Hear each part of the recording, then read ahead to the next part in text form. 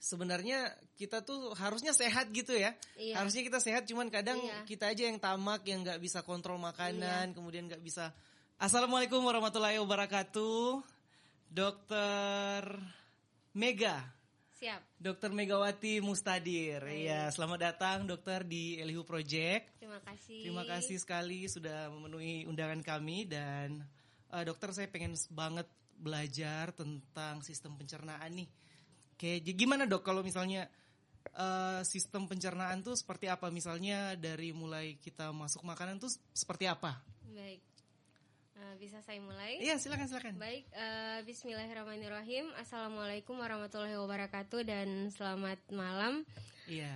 Alhamdulillah, puji syukur kehadirat Allah Subhanahu wa taala, Tuhan yang Maha Esa, karena pada malam hari ini kita masih sama-sama diberikan nikmat, kesempatan, kesehatan, sehingga alhamdulillah kita masih dapat bersama-sama berkumpul di tempat ini walaupun sudah dengan reschedule ya Pak Gabriel yang berkali-kali. Makanya banyak banget nih. Reschedule yang dari tanggal berapa dijadwal kemudian mundur.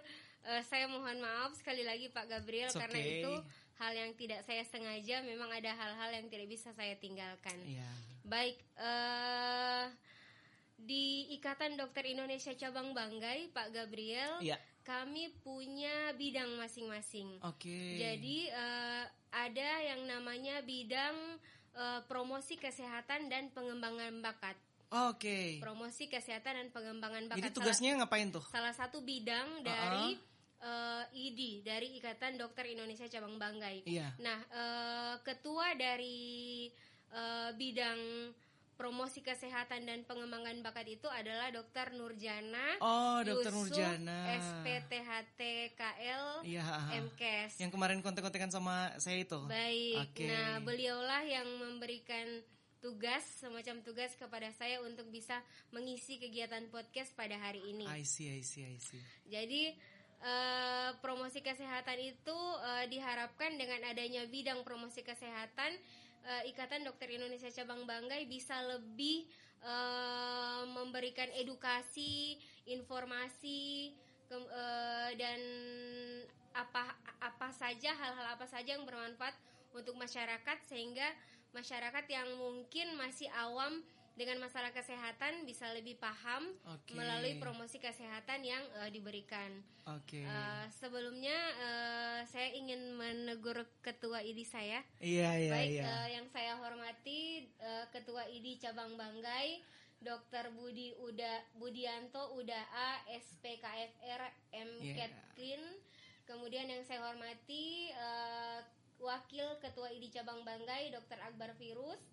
Dan yang saya hormati Sekretaris ID Cabang Banggai, Dr. Afriani Gibran, SPM MKes. Baik, kalau sekarang saya mulai ya tentang masalah sistem pencernaan. Baik, ketika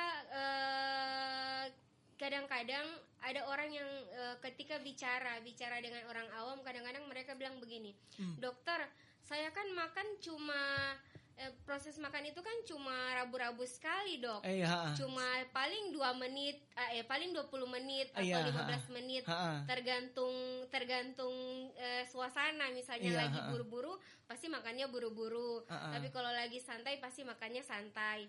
Tetapi yang perlu diketahui bahwa walaupun waktu makan kita cuma 20 menit, proses untuk kita makan kemudian energi itu bisa diserap oleh tubuh sampai keluar menjadi kotoran di anus itu bisa mencapai 24 sampai 72 jam. Oh ya?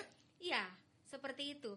Jadi dalam sekali makan tuh? Iya, dalam sekali makan karena proses tapi saya tidak mengeneralisasi semua sama ya, tergantung dari keadaan makanan, kemudian keadaan fisik orang masing-masing, umur juga mempengaruhi. Agak dekat. Umur juga mempengaruhi. Beda kan kualitas sistem pencernaan atau sistem organ dari orang yang masih muda, anak, orang yang sudah tua itu akan beda-beda. Jadi dari situ saya ingin menjelaskan bahwa sebenarnya sistem pencernaan itu adalah sistem yang sangat kompleks. Jadi kalau saya ditanya dokter, apa sih sebenarnya sistem pencernaan? Secara singkat bisa saya katakan bahwa sistem pencernaan itu adalah satu sistem di mana kita memasukkan makanan di mulut, kemudian makanan itu diolah dengan berbagai proses yang di mulut aja udah ada prosesnya ada tuh. proses yang sangat kompleks. Ada proses kimiawi tuh, bukan hanya mengunyah doang. Ada proses kimia dan ada proses mekanik di mulut ketika makanan masuk ke dalam mulut. Jadi ketika ditanya dokter, sistem pencernaan itu bagaimana sih dok? Jadi intinya, singkatnya, sistem pencernaan itu adalah ketika kita memasukkan makanan ke dalam mulut, kemudian setelah makanan sampai ke dalam mulut dengan berbagai proses dan mekanisme yang ada di dalam mulut, kemudian makanan tersebut dikunyah, diolah gigi, diolah, kemudian nantinya menjadi zat gizi, kemudian menjadi energi, kemudian nanti diserap oleh pembuluh darah dan diedarkan ke seluruh bagian tubuh, ke seluruh sel dan jaringan untuk nantinya menjadi energi sehingga kita bisa melakukan aktivitas, kita bisa bergerak, kita bisa ke kantor, kita bisa melakukan olahraga, itu kan karena adanya energi. Dan setelah itu selain zat-zat gizi yang kita peroleh dari makanan, ternyata ada zat-zat yang tidak dibutuhkan oleh tubuh. Nah, itulah yang dikeluarkan dan dibuang melalui anus. Makanya ada proses defekasi atau istilahnya kita buang air besar. Seperti itu. Intinya seperti itu. Jadi tubuh itu akan secara otomatis memfilter nih. Yang dibutuhkan tubuh akan didistribusi melalui apa? Darah ya nantinya ya? Iya, setelah diusus halus. Oke. Nanti kita coba kupas satu-satu ya dok ya. Oke. Kemudian tapi yang nggak dibutuhkan tubuh tuh secara otomatis akan dia kirim ke untuk kita buang besar. Ya? Iya. Oke, nice. Anugerah besar. Ya. Itu pun ketika sudah sampai di usus besar untuk dibuang, itu tidak misalnya makanan sisa itu sudah sampai di usus besar tidak langsung keluar hari itu. Dia harus menunggu. Ketika sudah full, di situ baru ada rangsangan untuk kita BAB. Makanya saya bilang ketika orang bilang, makan paling cuma 20 menit, tapi prosesnya bisa sampai 24 jam sampai kita BAB. Seperti itu. Oke. Jadi baik, ini adalah sistem pencernaan ya. Kita mulai dari yang mulut. Mulut. Nah, di mulut tuh ada proses apa aja dok?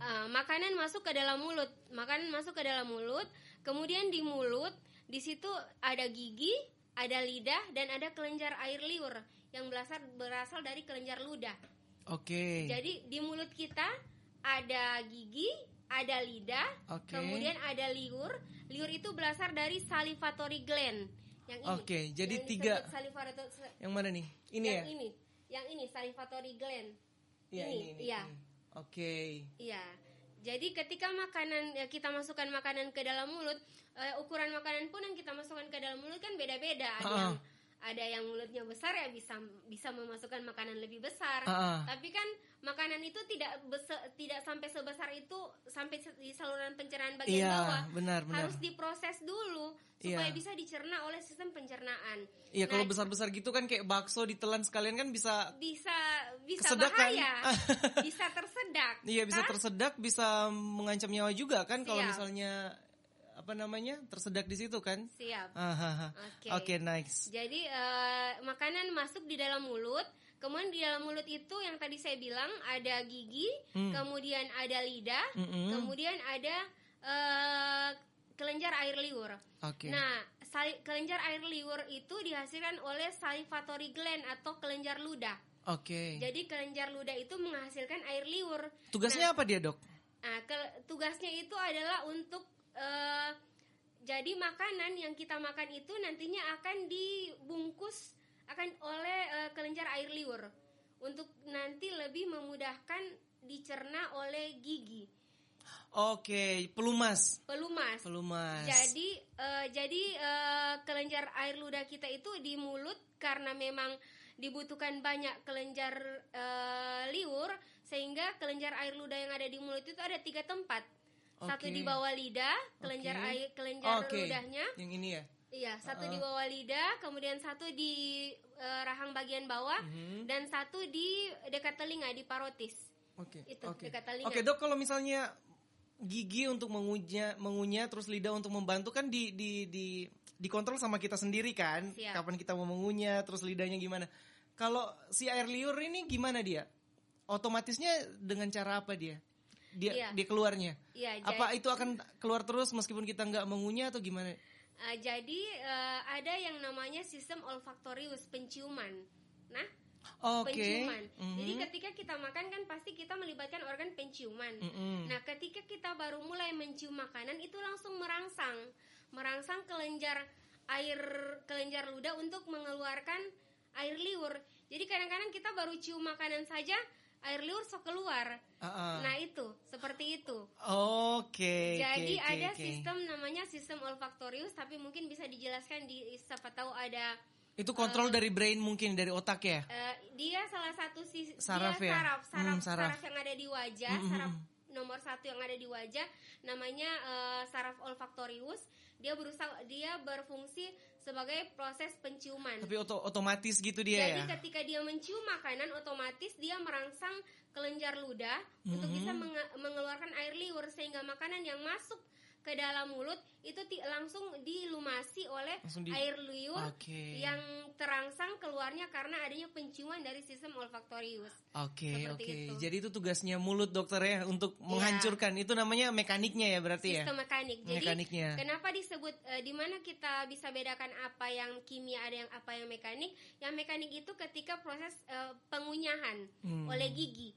Jadi itu yang namanya mekanik karena dikunyah oleh gigi. Kalau kimiawi itu yang pertama itu adalah ada air liur yang dihasilkan oleh kelenjar ludah, kemudian ada beberapa enzim. Tapi terus kalau misalnya yang ada yang bilang 32 kali kunyah dan lain sebagainya itu gimana? Idealnya seperti itu. Kenapa? Untuk makanan yang biasa ya, bukan yang kayak bubur-bubur gitu ya? Semua jenis makanan sebenarnya wajib 32 kali kunyah. Kenapa? Supaya itu tadi saya bilang, lambung tidak bekerja keras untuk lebih mencerna makanan. Jadi kalau kita makan kemudian kita kunyah 32 kali, berarti kita membantu kerja lambung supaya tidak lebih lagi bekerja keras mencerna makanan, karena dari atas sudah kita lumatkan. Sehingga ketika dia turun ke faring, kemudian ke esofagus dan ke lambung, di lambung nanti kan dicerna kembali makanannya untuk kemudian diteruskan ke usus halus. Nah itu lambung tidak perlu bekerja keras lagi karena sudah dikunyah 32 kali. Kalau dia kalau kita memaksa lambung untuk bekerja keras, resikonya apa dok? Kalau lambung bekerja keras berarti akan terlalu banyak asam lambung yang dihasilkan. Asam lambung. Jadi kalau misalnya banyak makanan, memicu asam lambung yang lebih tinggi ya? Bisa dari situ. I see. Jadi asam lambung bisa lebih tinggi, kemudian orang yang misalnya punya penyakit mah lebih bisa merasakan nyeri ulu hati. Bisa jadi seperti itu. Makanya kita harus bantu dia untuk memperhalus ya. Untuk memperhalus. Sehingga, kan ada tuh yang yang makannya cepet-cepet toh. Tergantung keadaan sih sebenarnya. Seperti itu. Kalau saya lanjut nih setelah proses di mulut, apalagi nih dok? Nah setelah proses di mulut, tadi yang saya katakan bahwa yang belum saya jelaskan adalah lidah. Lidah itu sebenarnya ada beberapa fungsi, bisa saya jelaskan? Silakan. Jadi yang pertama, lidah itu dia membolak-balikan makanan untuk mencampur makanan. Kemudian itu yang pertama. Yang kedua, dia bekerja sama dengan gigi. Jadi setelah makanan itu dibungkus oleh air liur, dia bekerja sama dengan gigi melakukan proses pengunyahan sehingga menjadi ukurannya lebih kecil. Kemudian lidah juga berfungsi untuk menentukan makanan apa yang bisa ditelan dan tidak bisa ditelan. Artinya karena di lidah ada organ pengecapan. Nanti saya lihatkan gambar lidah. Jadi kalau misalnya kita makan kemudian makannya terlalu pedis, ada orang kan yang tidak bisa makan terlalu pedis. Jadi dia bisa tentukan, terlalu pedis saya tidak bisa makan. Atau misalnya makanannya terlalu pahit, terlalu pahit saya tidak bisa makan. Atau nggak enak. Atau makannya terlalu manis. Itu bisa ditentukan oleh lidah, karena di lidah ada sistem pengecapan, sehingga dikatakan lidah itu dia berfungsi untuk mengontrol makanan apa yang bisa ditelan dan tidak bisa ditelan, tergantung kita pribadi masing-masing. Kalau saya lihat di sini dok, setahunya saya kan kita punya jalan nafas sama jalan jalan buat makanan. Masuk makanan kan? Iya. Itu gimana dia proses yang terjadi? Misalnya saya bernafas sambil makan. Iya. Bagaimana tubuh kita bisa mengirim makanan itu ke tempat makan, kemudian nafas? Jangan-jangan bisa makanan bisa masuk ke paru-paru ya kalau misalnya salah? Bisa. Oh, jadi alhamdulillah anugerah dari Allah Subhanahu wa taala, tubuh kita diciptakan begitu kompleks, tidak bisa kalaupun dioperasi plastik tidak akan sama dengan ciptaan Allah. Ciptaan Tuhan. Jadi sebenarnya kalau kita lihat gambar di bagian depan itu adalah organ pernafas. Di bagian ini saluran pernafasan. Di belakang saluran pernafasan itu saluran pencernaan yang menuju lambung. Oh iya, saluran pencernaan namanya. Ketika ini ya. Iya, ini saluran pencernaan. Di depan sini ada saluran pernafasan yang menuju paru-paru. Nah, jadi itu gimana tuh dia? Nah, jadi ketika kita makan, makanan itu sudah berbentuk bolus, sudah berbentuk seperti bola, kemudian akan menuju ke saluran pencernaan. Nah, di pharynx itu ada namanya epiglotis. Epiglotis itu dia tulang rawan yang berbentuk seperti lidah. Iya, seperti lidah, dia otomatis nanti menutup trakea, menutup saluran nafas. Satu katup doang tuh berarti. Satu katup doang, otomatis. Untuk dua jalur ini. Iya, kan dia berada di saluran di tenggorokan ya? Iya, di tenggorokan. Kemudian ketika makanan masuk, dia otomatis menutup trakea. Trakea itu saluran pernafasan yang menuju paru-paru. Oke. Dia menutup trakea sehingga makanan itu masuk mulus ke lambung. Karena kalau dia tidak berfungsi dengan bagus klepnya, makanan bisa masuk ke saluran pernafasan dan kita bisa tersedak. Makanya kadang-kadang dibilang kalau makan jangan bercerita, tak boleh kakak tawa. Itu kan biasa begitu. Karena itu dikhawatirkan seperti itu. Kalau makanan atau air masuk ke paru-paru itu bisa berbahaya? Berbahaya sekali ketika makanan, karena kan paru-paru itu adalah tempat oksigen, tempat karbon dioksida, bukan tempat makanan. Jadi ketika biasanya kan kalau misalnya kita lagi makan sup terus tiba-tiba kayak tersedak, terus ada efek kayak tiba-tiba batuk, itu apa dok? Karena dia salah masuk jalur atau gimana? Iya, tersedak.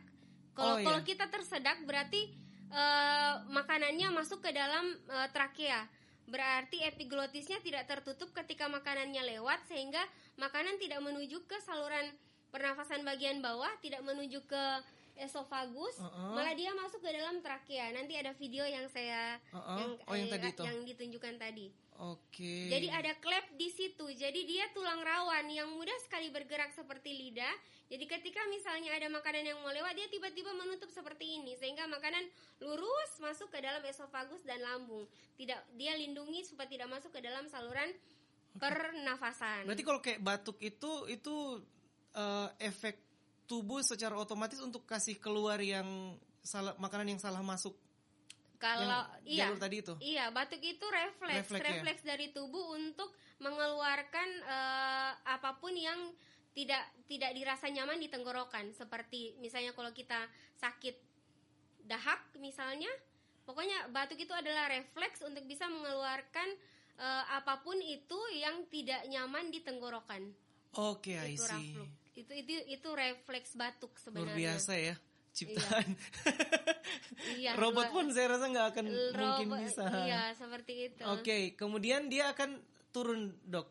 Iya, jadi setelah makanan itu sudah berbentuk bolus, saya bilang tadi kayak berbentuk bola, dia akan turun ke pharynx. Pharynx ini apa? Pharynx ini semacam lumen atau pharynx saluran. Ini mana, dok? Sebelah mana dia? Ini pharynx. Oke, ini pharynx, kemudian ini esofagus, ini stomach, ini maksudnya lambung ya. Kemudian jadi nanti makanan dia akan turun ke pharynx.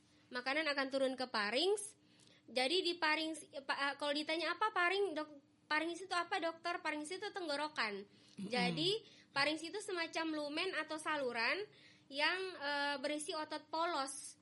Jadi kenapa makanan bisa turun ke bawah? Karena ototnya bergerak terus-menerus mendorong makanan ke bawah.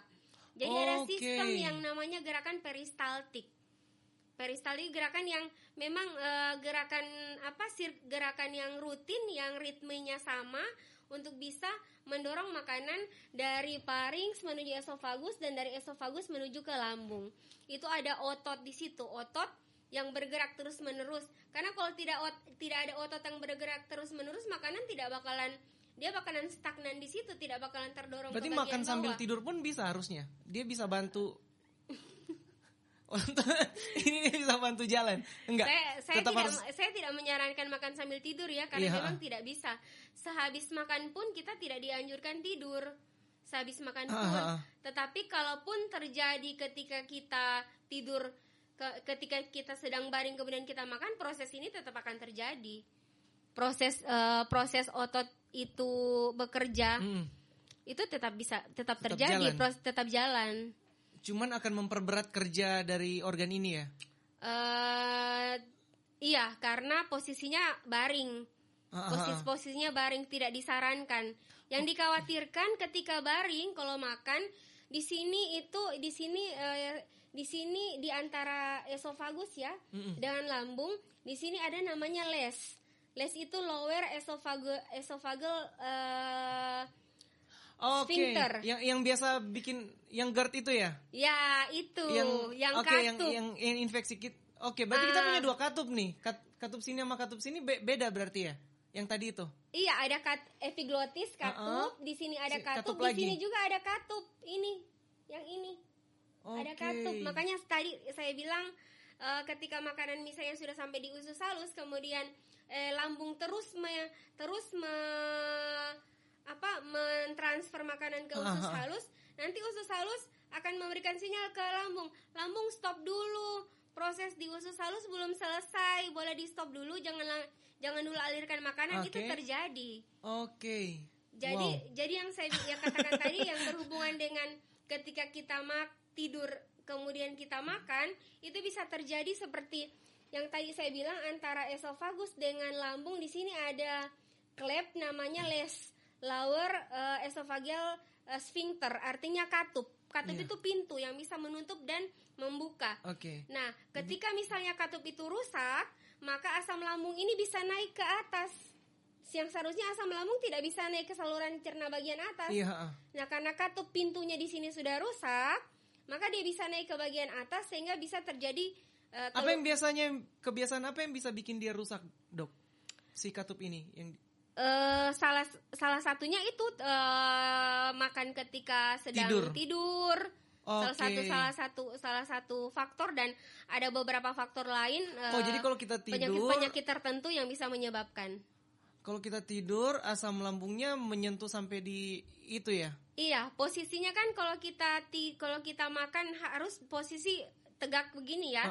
Nah, ketika kita baring, artinya kita membuat asam lambung itu mendorong katup untuk bisa naik ke esofagus, sehingga lebih memungkinkan, lebih tinggi kemungkinan untuk bisa terjadi reflux namanya. Reflux itu naiknya asam lambung ke esofagus dikarenakan katupnya terbuka.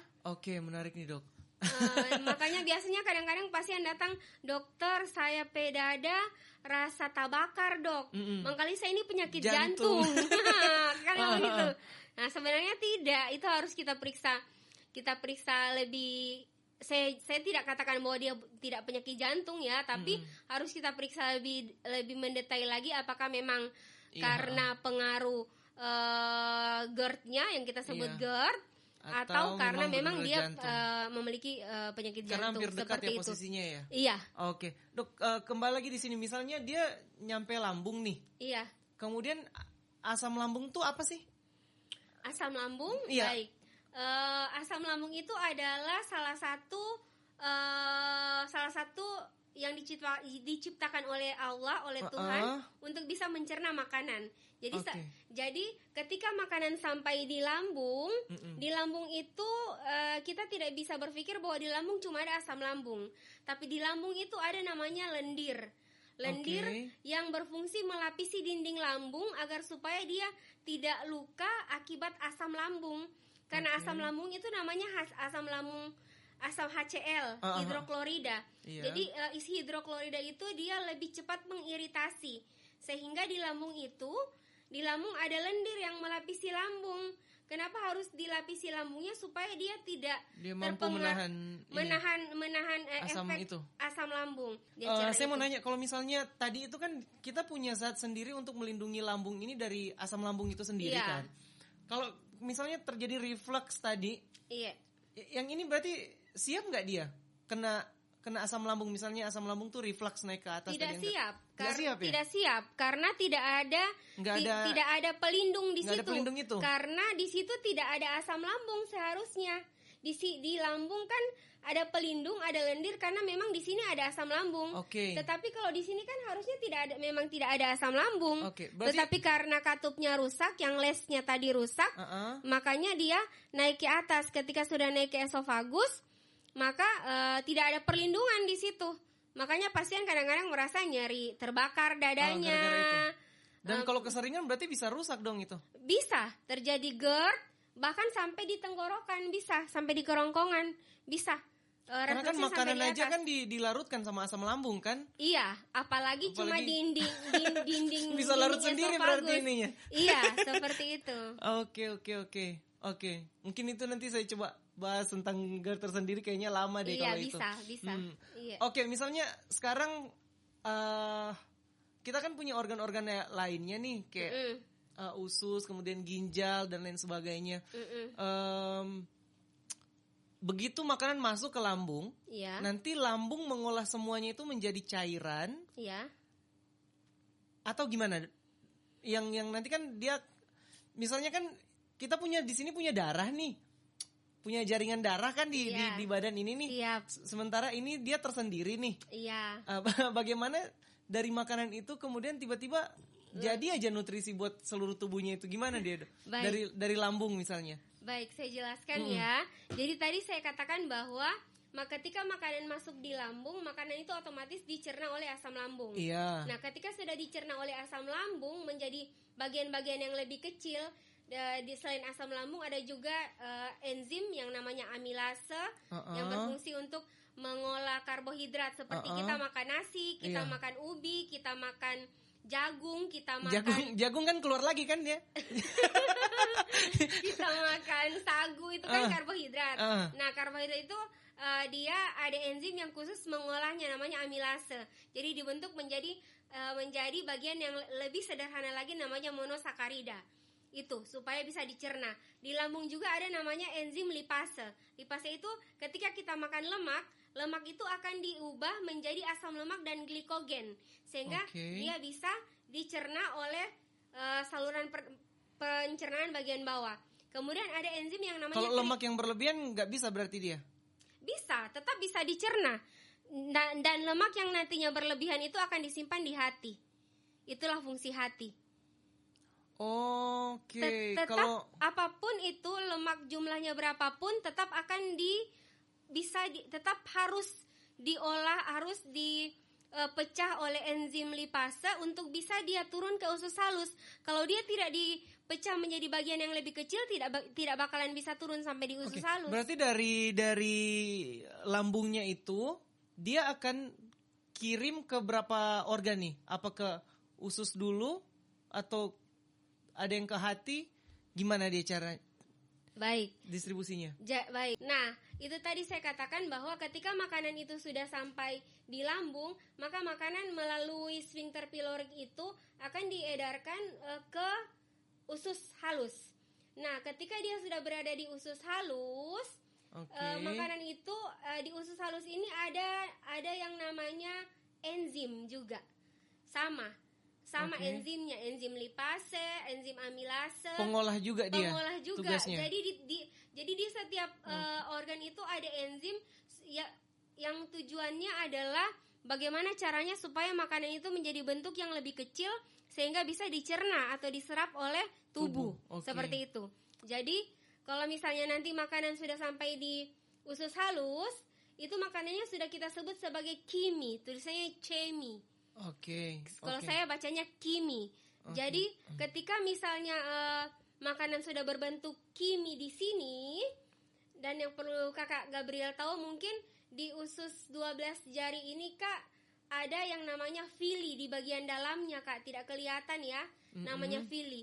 Villi itu lipatan atau lekukan yang berfungsi untuk memperluas daerah penyerapan makanan ke pembuluh darah. Jadi ini kan berliku-liku, Kak. Ini sekitar 2-8 meter ini, Kak. Kalau kita panjang, kalau kita ukur, tarik usus 12 jari ini sekitar 2-8 meter. Nah di dalam usus 12 jari itu ada namanya villi. Villi itu lekukan-lekukan yang berfungsi untuk dia melebarkan area area penyerapan makanan. Penyerapan makanan untuk kemudian diserap ke pembuluh darah. Kalau di sini setelah usus ini dia menghasilkan, kalau tadi kan dari lambung kecil-kecil tuh. Nah, yang diproses di usus 12 jari ini dia jadi apa? Kimi. Yang kimi tadi itu. Kimi. Nah, itu kimi diproses oleh enzim lagi yang tadi. Di sini banyak enzim, Kak. Banyak enzim. Nah, enzimnya itu ada enzim amilase, yang tadi saya katakan ada lipase, ada tripsin, ada lisosim. Nah, kemudian setelah makanan ini sudah berubah menjadi kimi kayak bubur yang lembut sekali istilahnya, ada rangsangan ke bile duct, ke saluran empedu. Ada rangsangan. Jadi ketika di sini kiminya sudah berbentuk sempurna, nah tubuh memberikan sinyal kepada ke kandung empedu untuk bisa mengeluarkan cairan empedu ke usus halus. Gunanya apa? Untuk bisa memecah lemak dan mencerna lemak. Jadi kalau masih ada lemak yang berlebihan di sini, berarti itu yang masih ada lemak yang berlebihan yang sebenarnya tidak diinginkan oleh tubuh, maka itu adalah fungsi dari bile duct, dari saluran empedu. Nah, itu yang dirangsang pertama kali. Kemudian yang dirangsang kedua kali adalah pankreas. Ini adalah pankreas. Ini pankreas ya. Pankreas ini ketika di sini makanan sudah hampir selesai diproses, artinya sudah mau diserap ke dalam tubuh. Pankreas itu dia punya 2 tugas. Dia ada di pankreas itu ada 2 sel, namanya sel asini sama sel pankreas. Kalau sel asini itu dia berfungsi untuk mengeluarkan enzim-enzim itu tadi yang saya bilang, amilase, lipase itu dikeluarkan sama pankreas. Sedangkan kalau pankreas sendiri juga berfungsi untuk mengeluarkan insulin, menghasilkan insulin agar supaya jumlah gula yang ada di dalam darah itu bisa diserap masuk ke dalam sel, sehingga orang tidak kena penyakit diabetes misalnya, seperti itu. Tetapi intinya apapun yang kita makan itu akan diolah menjadi bagian yang lebih halus yang bisa diserap oleh tubuh, mulai dari mulut sampai ke usus halus. Intinya semua apapun yang kita makan itu bisa diolah oleh tubuh. Artinya Allah sudah mempersiapkan kita untuk mengolah semuanya itu, cuman kadang kitanya aja yang tamak ya gitu, yang berlebihan. Iya. Kalau masih dalam porsi normal itu dari mulut sampai di usus halus itu ada mekanisme yang saya katakan tadi, sistem pencernaan itu kompleks. Jadi akan ada mekanisme dari mulut sampai ke usus halus. Ketika kita makan itu semua itu diusahakan dicerna menjadi bagian yang partikel-partikel lebih halus, sehingga nantinya akan bisa diserap ke pembuluh darah dan akan diedarkan ke seluruh bagian tubuh, nantinya akan menjadi energi sehingga kita bisa melakukan aktivitas sehari-hari. Kalau berdasarkan GERMAS ya, gerakan masyarakat sehat yang dicetuskan oleh Kementerian Kesehatan, dikatakan ketika kita punya piring, usahakan 1/2 dari isi piring kita itu adalah buah sama sayur, artinya serat. Kemudian 1/4 dari isi piring kita itu adalah protein, entah itu ikan, tahu, tempe, telur, dan 1/4-nya lagi itu termasuk nasi. Biji-bijian, bisa ganti biji-bijian, bisa ganti gandum, bisa ganti beras merah, bisa ganti pasta. Buat energi gitu ya? Iya, karbohidrat buat energi. Nanti kita kembangkan di nutrisi ya.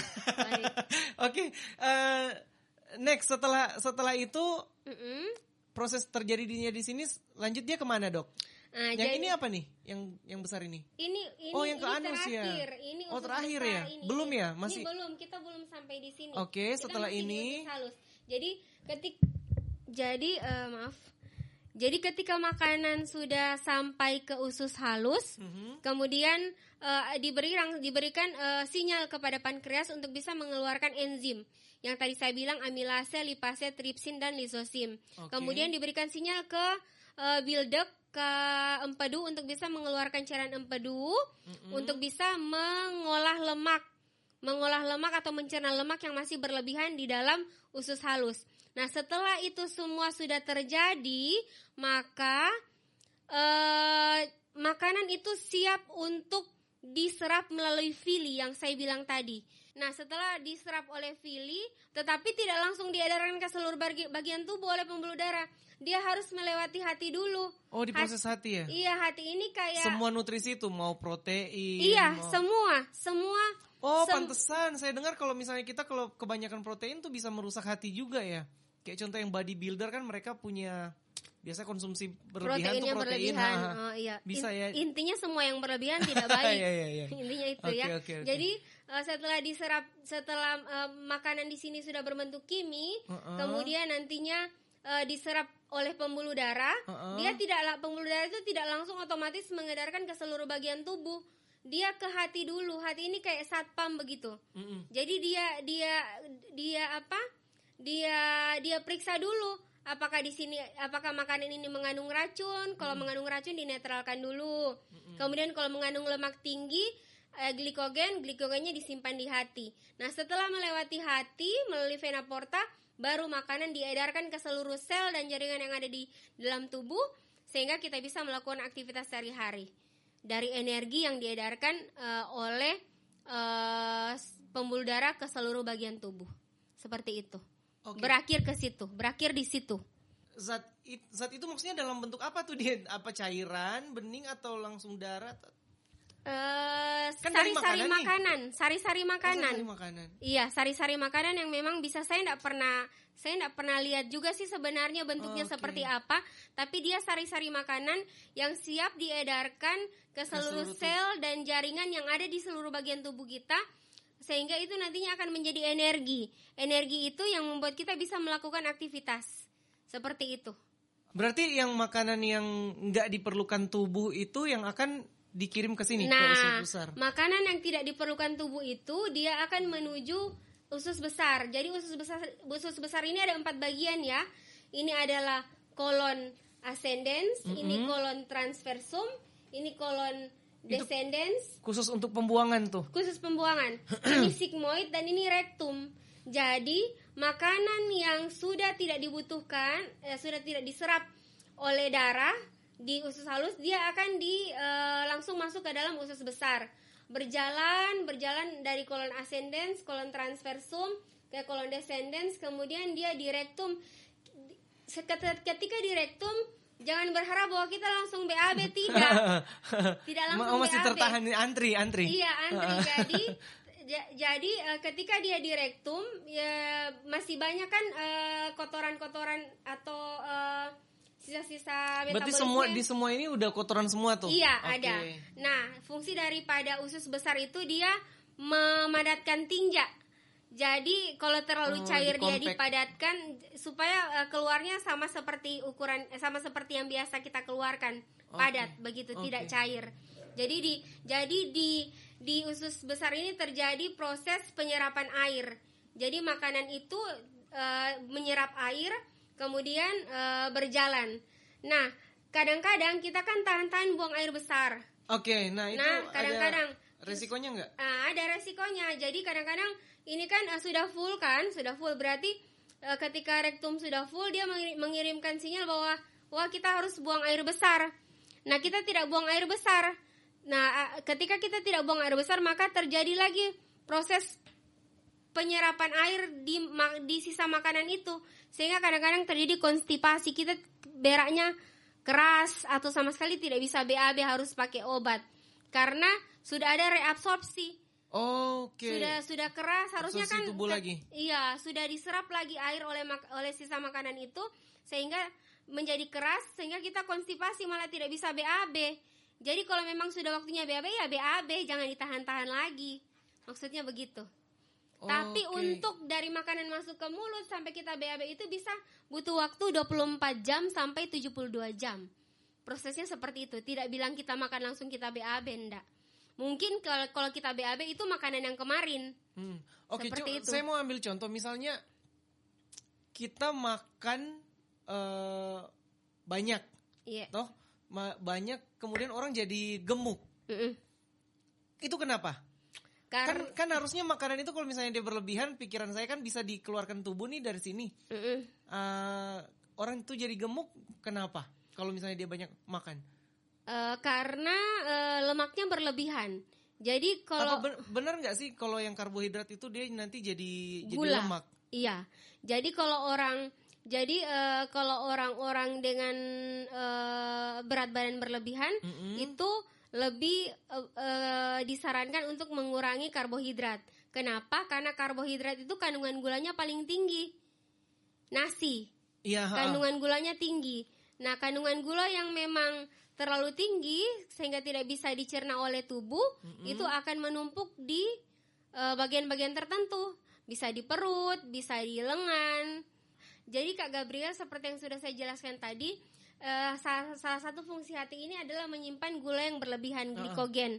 Kalau sudah terlalu menumpuk, artinya kebutuhan tubuh lemak yang kita makan itu sudah melebihi kebutuhan yang kita butuhkan. Jadi mau dikemanakan tidak bisa lagi. Karena kan kita cuma butuh lemak misalnya berapa gram sehari, tapi kita makan lebih dari itu. Nah, tubuh mau simpan di mana? Iya, benar. Akhirnya tubuh, karena kan sebenarnya dia bisa simpan kelebihan glikogen di hati, karena sudah terlalu berlebihan, maka akan dia simpan di bawah di jaringan lemak.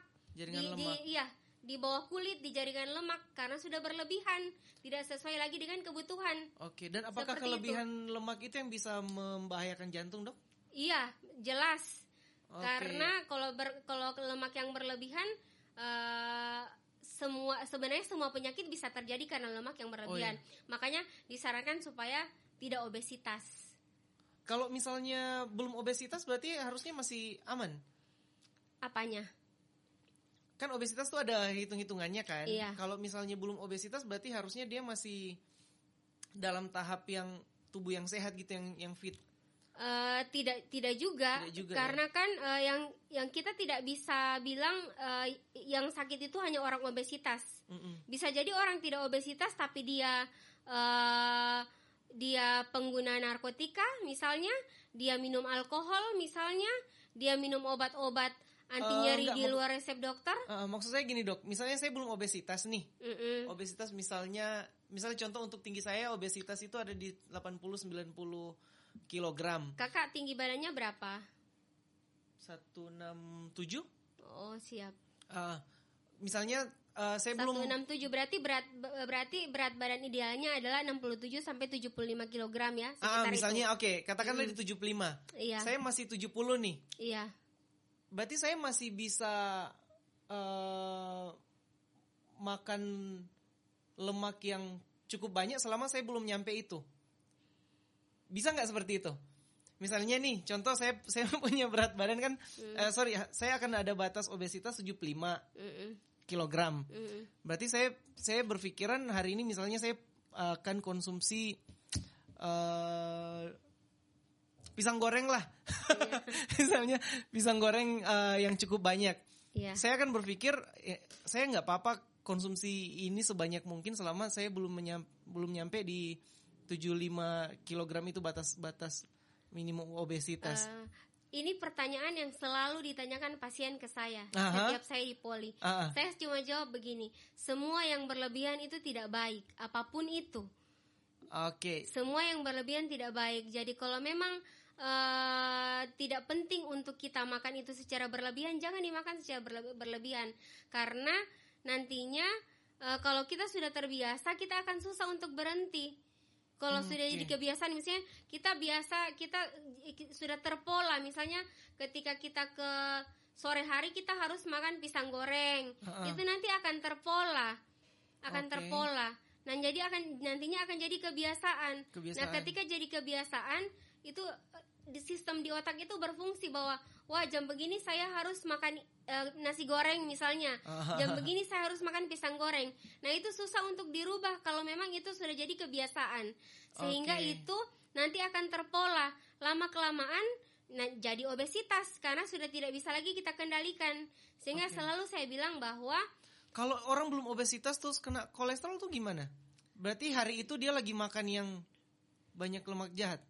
Iya. Kalau misalnya dia tidak orang kurus pun kolesterolnya bisa tinggi ketika dia makan. Kolesterolnya berlebihan.